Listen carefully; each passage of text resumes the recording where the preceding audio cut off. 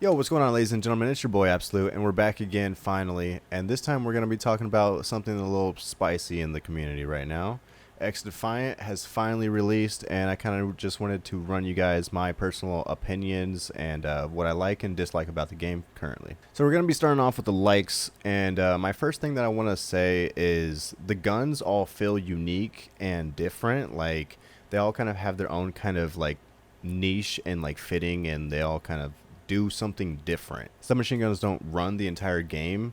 Obviously, they're really good up close, but once you get to a certain range, that damage drop off is actually insane. You have to hit like 13, 15 bullets or something like that. So obviously, if you're super accurate, you know, you can make that work for you, but by the time you're landing that 13th shot, like an AR is just going to take you out at range pretty easily. So there's a really good like balance between like, you know, what you can use at specific ranges. I would say overall gun balance is pretty good for the most part. Another thing pertaining with the guns is aim assist in this game is not as strong as Call of Duty, and that's not a bad thing. Aim assist has been kind of holding our hand for the past few years on Call of Duty, and really anybody can kind of shine. It doesn't really take a whole lot of gun skill. You can kind of just pick up the gun and the gun kind of aims for you. But in this game, it feels really rewarding getting kills because that means you're actually being accurate, like old school COD used to be like. Obviously, sometimes, you know, like, you can even see me, you know, shooting windy sometimes, you know what I'm saying? But at the same time, like,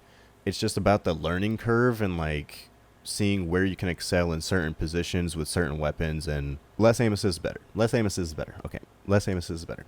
This game kind of takes skill to be good at. Another thing that kind of ties all that together is the maps that we currently have.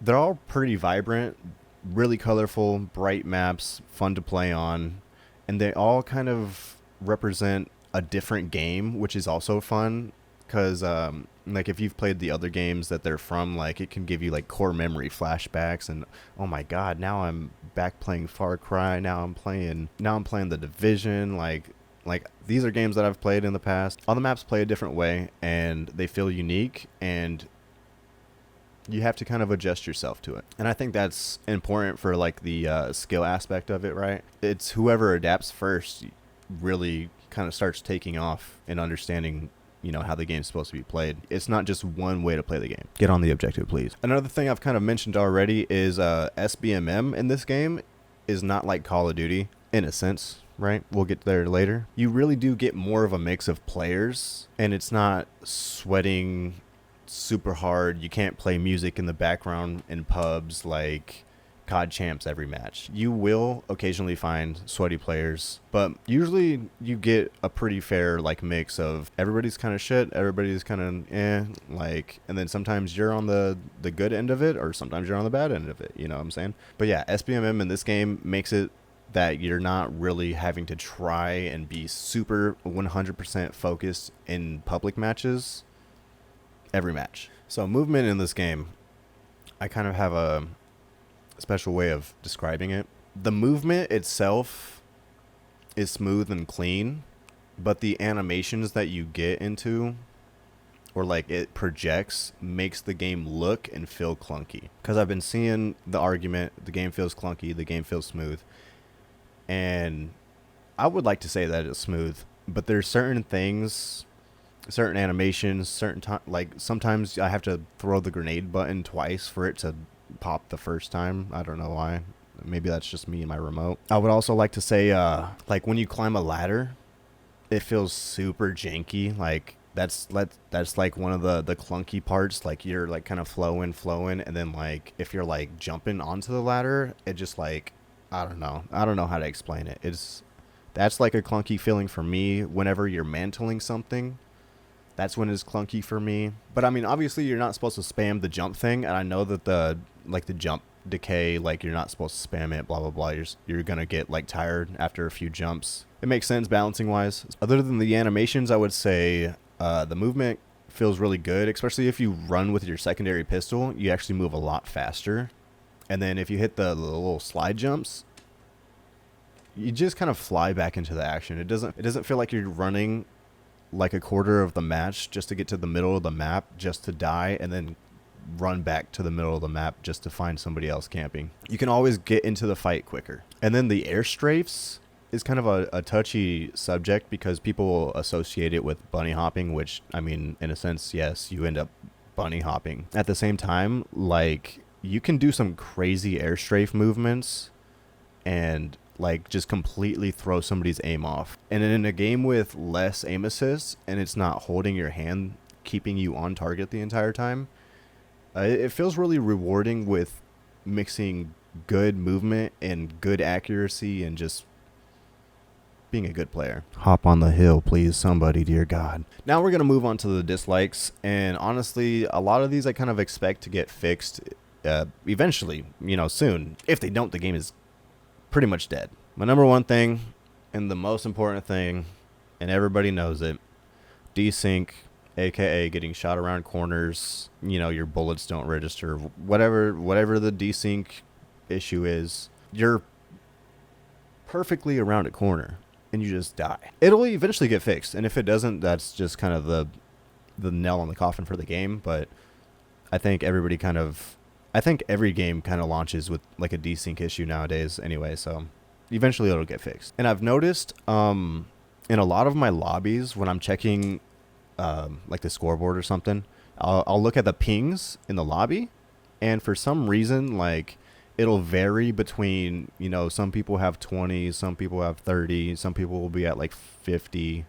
and then like there'll be like 2 or 3 people maybe like 90 plus, and it's like, how are we like varied so wide? You know what I'm saying? Like 20 to 40, cool, but like the 50 like to 100 people, like, why are you here? Usually, like, my connection is pretty good. I'll be around like 30-40 ping, but for some reason, like, the bracket between who can be in a lobby is set very, very wide. So now we're going to talk about lobby balance in the game, which is not the same as skill-based matchmaking, which every game has lobby balance, which makes sense, right? Because a lobby should be balanced. So in a tweet, this user is explaining how Destiny 2 kind of said that they have no SBMM, but the in-game system still kind of balances it to be an SBMM type of like system.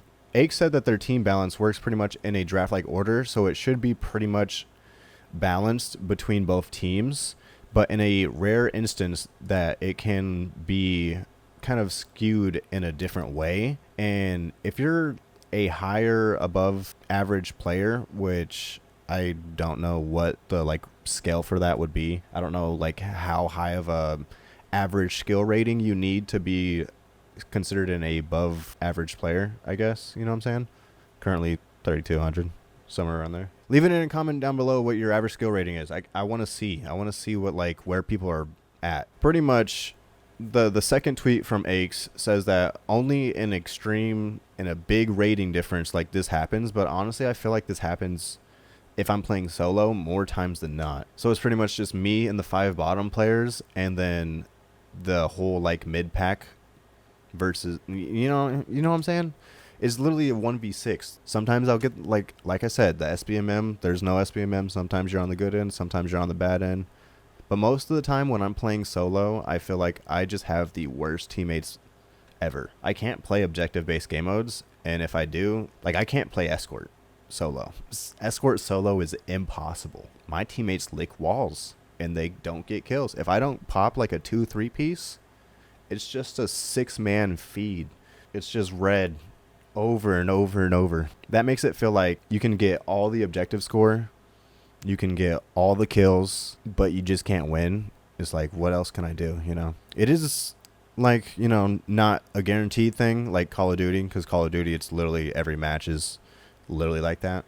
At least there's more of a mix here. The one thing, right, about gun balance, snipers. Now it's already kind of confirmed that they're going to be getting flinch nerfed onto them sometime, maybe season 1. Bruh, there's no way I put 4 or 5 shots into somebody and like they just have that much time just to like snap, and then you're just dead. Snipers are supposed to be like good, especially in a game like this that's fast paced, but to the point where if you remember Cold War at the beginning, that should be enough. That's all I'm going to say about that. Another thing I don't really like about the game is more about the core abilities Yeah, I know we're not going to get score streaks. I'm not asking for score streaks. I don't really care about score streaks. I barely call in score streaks on Call of Duty, other than like UAV, counter UAV and shit. The Phantoms with 20 extra health doesn't really make sense when, like, it just makes gunfights go from consistent to damn, he's a Phantom. Not Danny Phantom.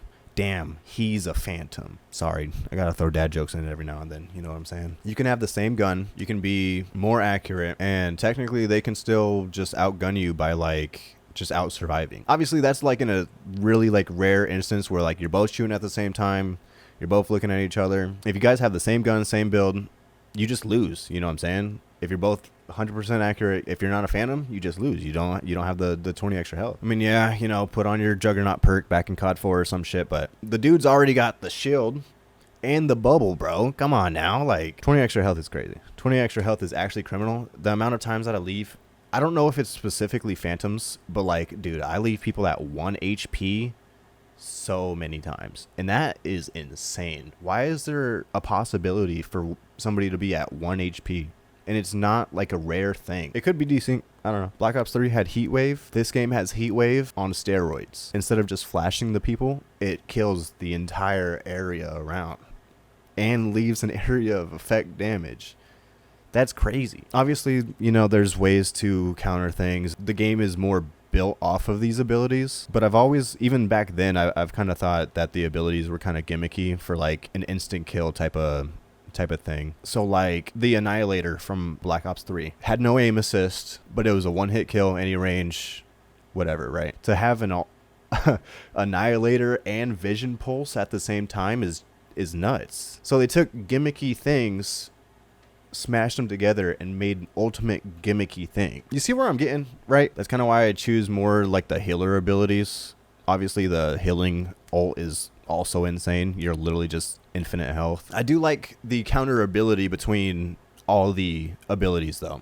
I will say that. At least there's ways to counter them, and there's multiple ways to counter them. If your team isn't using the abilities and they're just running around getting kills, if the enemy team is using their abilities effectively, like, you just lose. And that kind of goes back with the whole like lobby balancing. Like, more than often, I'll kind of get thrown into kind of a shit lobby. Everybody's licking walls. Nobody's shooting back. Nobody's getting kills other than me maybe popping like a 2-piece before I get shot from like 4 different directions. None of my teammates are using abilities. None of them are using their shields. None of them are popping their UAV scans. While the enemy team, they got like 4 UAV Blackbird scans, wall hack, whatever. Somebody please get on the objective and use your abilities.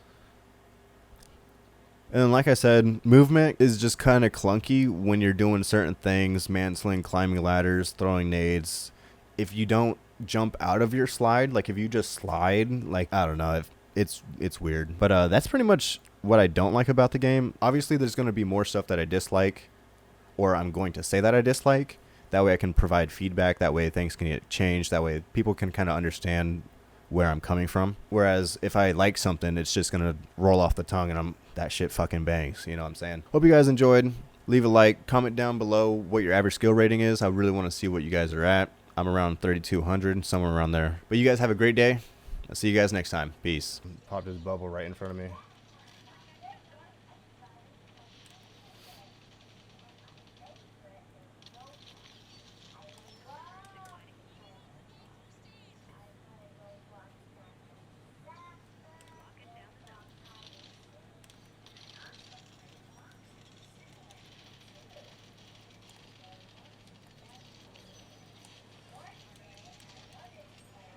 Oh my god. Pick up a weapon. Jesus Christ, they all were empty.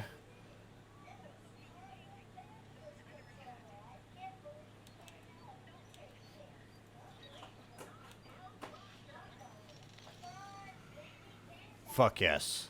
I went huge. I know I did, bro. I fucking went massive.